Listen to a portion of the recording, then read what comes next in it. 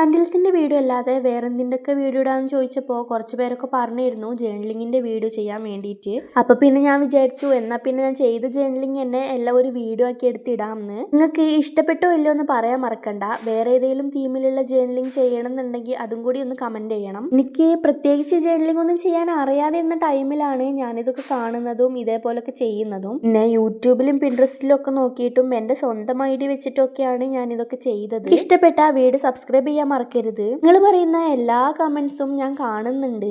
എല്ലാത്തിനും ഒരുമിച്ച് റിപ്ലൈ തരാൻ പറ്റാത്തത് കൊണ്ടാണ്. ഏറക്ക് ദിയാലക്ഷ്മി, നിധി, ശ്രേയ എല്ലാവർക്കും എൻ്റെ വക ഹായ്. ബാക്കിയുള്ളവരുടെ പേര് പറയുന്നില്ല എന്ന് വിചാരിച്ച് ആരും വിഷമിക്കേണ്ട ആവശ്യമില്ല. എല്ലാവരുടെ പേരും പറയാവുന്നതാണ്. എല്ലാവരുടെ പേരും ഈ ഒരു ഒറ്റ വീഡിയോനകത്ത് പറയാൻ പറ്റാത്തത് കൊണ്ടാണ്. ആരും വിഷമിക്കേണ്ട. അടുത്തടുത്ത വീഡിയോയിലായിട്ട് നമുക്ക് പേരുകളൊക്കെ പറയാം. പിന്നെ ക്യാൻഡിൽസിന്റെ വീഡിയോയുടെ താഴെ ഓരോരോ ക്യാൻഡിൽസ് ഉണ്ടാക്കുമെന്ന് ചോദിച്ച് കമന്റ് ഇടുന്നവരോടാണ് നിങ്ങൾ പറയുന്ന എല്ലാ ക്യാൻഡിൽസും നമുക്ക് ഉണ്ടാക്കാട്ടോ. പക്ഷേ ഇപ്പൊ കുറച്ച് ടൈം എടുക്കുന്നേ ഉള്ളൂ. കാരണം ഞാൻ എൻ്റെ സ്വന്തം വീട്ടിലല്ല.